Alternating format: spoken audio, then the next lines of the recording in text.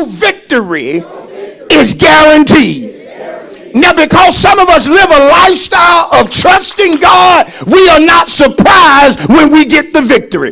We are never caught off guard when God blesses us, promotes us, sends us better, does for us the good measure, the press, the shaking, and the... Look at somebody else and say, why would you fight? Was sent to liberate you.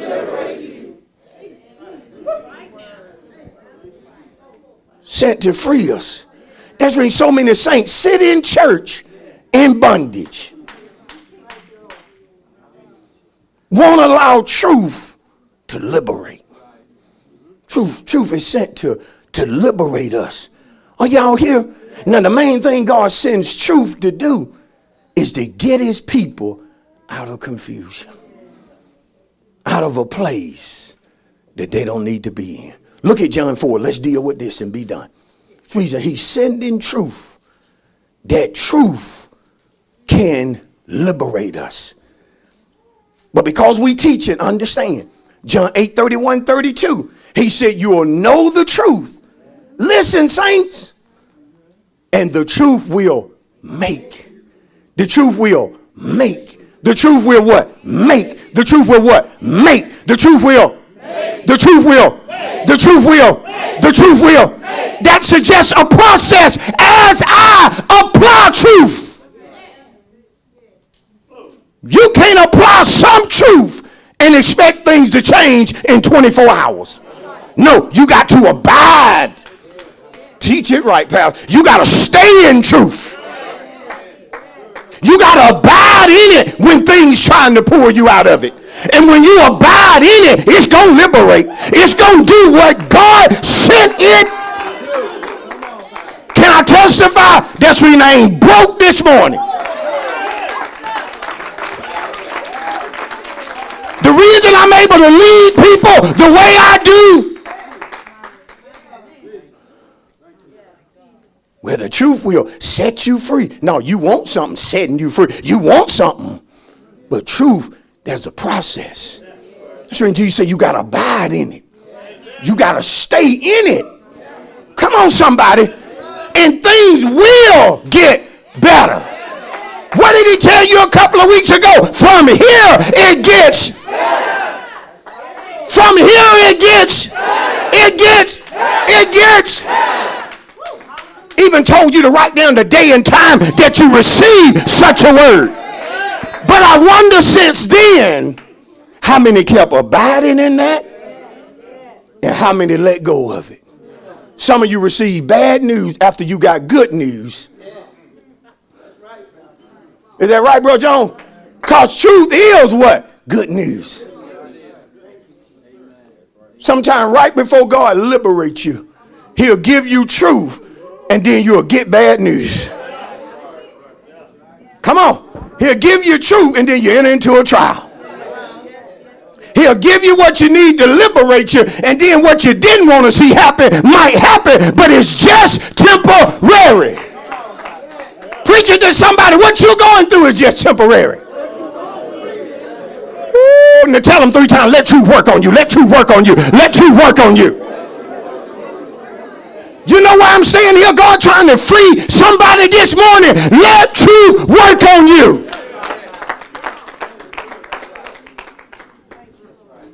Is it right? But notice in John, the 4th chapter, that Jesus needed to go through Samaria in order to talk to this woman, to give her truth. What did I say truth was? Truth number 1 is a good message or a good word. He needed to go there because somebody needed a good word, some good news, or a good message. Why is God sending people here? They need a good word. They need a good word.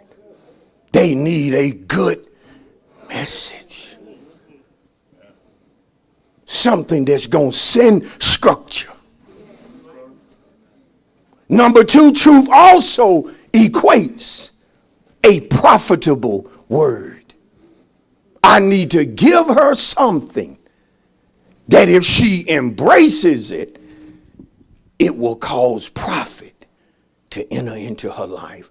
Truth is a profitable word. So he stops by the well for one woman. Tell your neighbor, truth is that important. That if you're only giving it to one person, it's worth it. Think about how many people want to win thousands. Folks will tell you about a dream where they saw themselves winning 10,000 souls. But one soul. When God uses you to give truth to one person, understand today that he's using you in a mighty way. Why? Because that one person is important to him. That one backslider that everybody done forgot about is important to God. Come on. That one person that's a low down sinner, that you keep telling folks ain't gonna ever get right, but I remind you, folks said the same thing about you. Come on, where my sisters at? Where my brothers at that ain't always been saved? Folk didn't ever think you would get right. But God sent some truth. Come on, God sent some truth. I said he sent some truth. And look at you now. What, Brother Mitchell? You don't look like what you've been. What did that? Truth. Be seated. Be seated. I got to get this. He's got to go to the well. Meet one woman because she needs to be liberated out of confusion. And oh, was she a confused woman. Just like you got in the church. You got church folk that are so confused nowadays about important things. I'm going to deal with a couple of things that he said to this woman. Notice in verse number 7. Notice this. You got to get this. Verse number 7. Jesus said to her, a woman of Samaria came to draw water. Jesus said to her, give me a drink. For his disciples had gone into the city to buy food. The woman of Samaria said to him, sir, how is it that you being a Jew ask drink from me, a Samaritan woman? For Jews have no dealing with Samaritan. Jesus answered, said to her, if you knew the gift of God and who it is who says to you, give me a drink, you would have asked him and he would have given you living water. Listen, she was confused about salvation. She really didn't know what it meant to be saved, to be born again.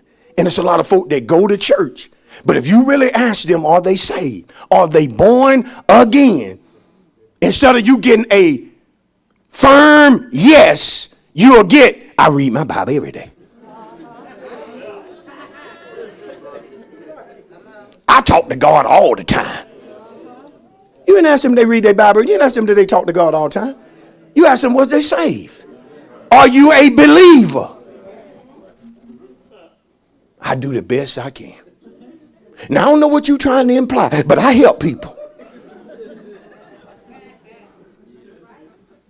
We laughing because some of us get this response from relatives.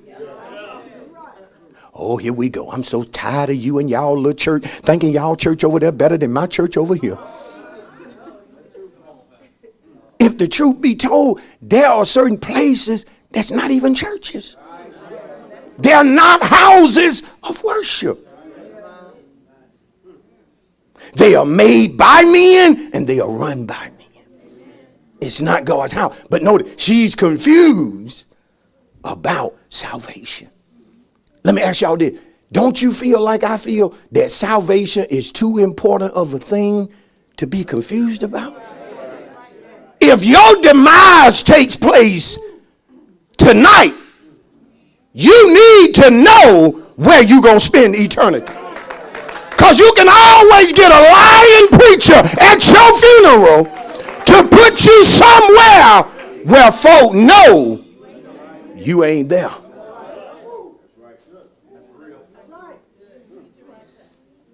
And salvation is too much of an important thing for people to be confused about it.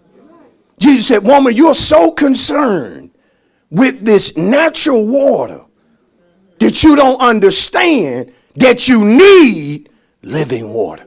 Now, natural water has its importance. Come on, somebody. But not more so than the living water. See, she didn't know about the living water, which Jesus said would spring up in her. Listen, if you're taking note, living water equates abundant life. It equates eternal life. See, that's what Jesus came to give, right? According to John 10 and 10. I've come that you can have life and have it what? More abundantly. She's talking to the one who came that she could have life and have it more abundantly. Listen, he came that in receiving salvation, you no longer exist, but you live. See, people that Jesus said, I'm going to give you life and life more abundantly, at the moment, they was already living. They was already existing. He had to mean more, and he did mean more. He meant that if you get this living water, woman, you ain't going to thirst again. Listen, he's hitting her with hard truth, because at the time, can I be honest? She was thirsty. She had a void. When you're thirsty, there's a void. Some of you are looking for something. There's a void. And that void can only be filled by God. By you listening to God's messenger. Some of you wondering why that void ain't filled and you keep listening to hypocritical preachers. Some of you wondering why that void ain't filled and you keep listening to hypocritical preachers. Some of you wondering why that void ain't filled and you keep listening to hypocritical preachers that are unwilling to tell the truth and stand on truth. Jesus knew she was thirsty because he asked her this, go get your husband. Go get your husband. And y'all come back. She said, I have no husband. Jesus said, you rightly said you have, because you done had 5. And watch this truth he dropped on her. And the one you with now ain't yours. Tell a woman the man she with ain't hers. And get ready to get cussed out. Not cursed, cuss. That ain't your man. Woo! Did he hit her with some truth? Did he hit her with some truth? The one you got now ain't yours. Listen, she done had 5 husbands, staying with a man then that wasn't her husband, but talking about worship. You'd be surprised the hypocritical lives that people live and have the nerve, the audacity to try to talk Bible. She said, we know the Christ's coming.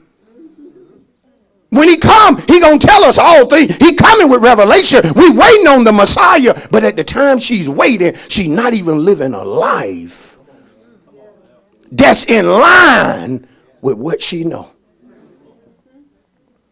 And see, now you got people in church who are confused worshipers. Listen, the number one meaning of worship that I want you to receive this morning, I'm in the close, is not just clapping of hands.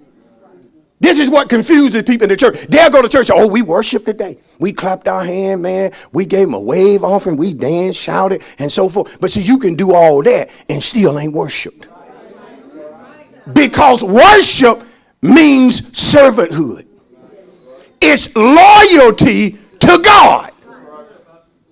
And when a person is not loyal to God, it's no way he or she can ever be a true worshiper. A true worshiper is bigger than what you do at church. The life you live outside of this church will determine if you are a true worshiper, true being faithful and loyal. You can worship, but not do it with the right attitude. You can preach but not do it with the right attitude. You can serve over at the refuge house.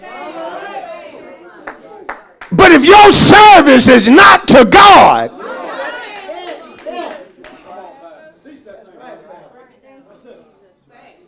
what are we servants to? God's will. See, this woman was living for herself. And one of the main reasons folk gonna go to hell is because they lived for themselves. They lived unto themselves. If they didn't want to do something, they didn't do it. If they didn't want to comply, they didn't comply. I'm going to show you worship, being a true worship about servanthood. When you worship but you only really do your thing, you confused about what worship is.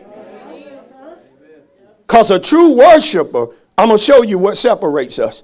Matthew 10:39. Jesus said, he who finds his life will lose it. And he who loses his life, look at here, for my sake. For my sake. You don't do what you do for Pastor only. You do it for his sake. It's easy to quit when you do it for man.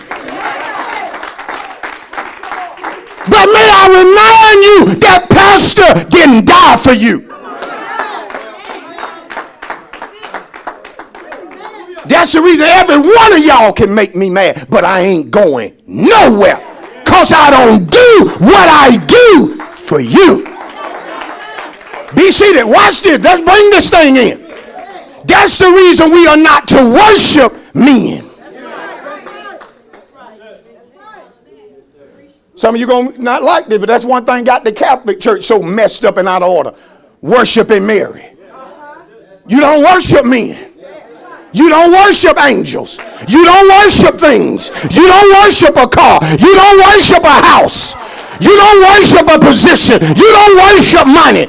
I'm coming to you. You don't worship your spouse. You don't even worship your children. Don't you put nothing before me.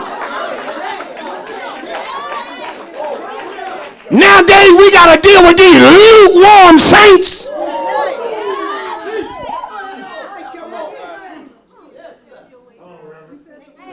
Feelings get hurt and they quit.